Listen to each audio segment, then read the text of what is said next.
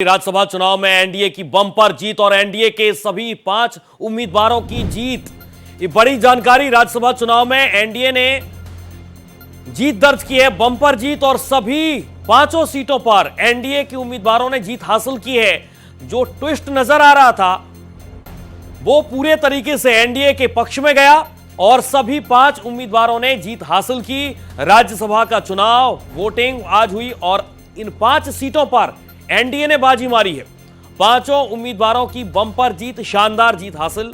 और इन सब के बीच जो 5 सीटें थी जिस पर यह माना जा रहा था कि आखिरी सीट पर आखिरकार वो कौन सा प्रत्याशी होगा जो जीत दर्ज कर पाएगा, तो एनडीए के प्रत्याशियों ने शानदार जीत दर्ज की। आरजेडी का व्हाट वाज द रीजन, क्या कारण था कि एडी सिंह को आपने उम्मीदवार बनाया? ये एमएलए पूछता है, भाग्य आपका एमएलए, कथनी करनी में फर्क है तो भोगेगा कौन? तो कितनी बड़ी उपलब्धि है? बड़ी उपलब्धि है। एनडीए टोटली इंटैक्ट है, सभी लोग एनडीए के विधायक कार्यकर्ता सब इंटैक्ट हैं, अच्छी बात है। मंत्री अशोक चौधरी ने इसे बड़ी जीत बताया है और एक तरह से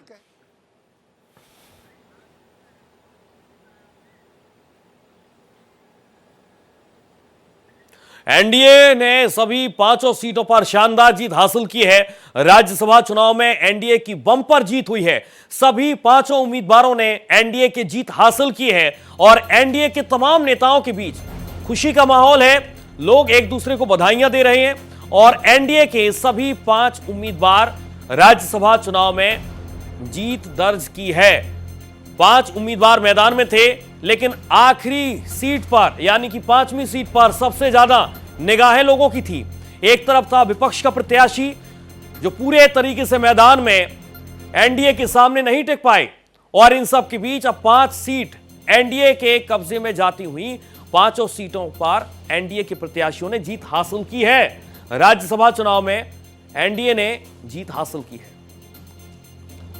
अब आपको हम समझाते हैं फैक्ट के माध्यम से। राज्यसभा चुनाव 3 राज्य हैं, 11 सीटें। बिहार पर आई है 5 सीटें, उम्मीदवार 6 थे, लेकिन इन 5 सीटों पर एनडीए ने जीत हासिल कर ली है। हरियाणा में 2 सीटें, उम्मीदवार 3 हैं, जिसके लिए अभी इंतजार करना होगा।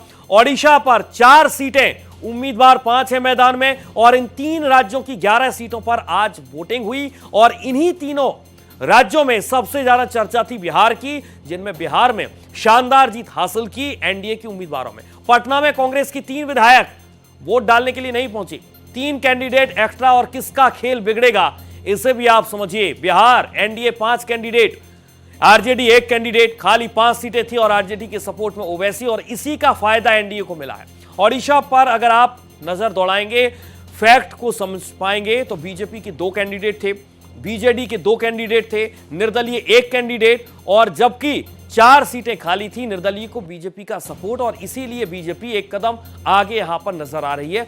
उड़ीसा में राज्यसभा का फिलहाल ही फैक्टर नजर आ रहा है। हरियाणा पर आइए, बीजेपी के 1 कैंडिडेट, कांग्रेस 1 कैंडिडेट, निर्दलीय 1 कैंडिडेट, और इन सब के बीच 2 सीटें यहां पर खाली हैं।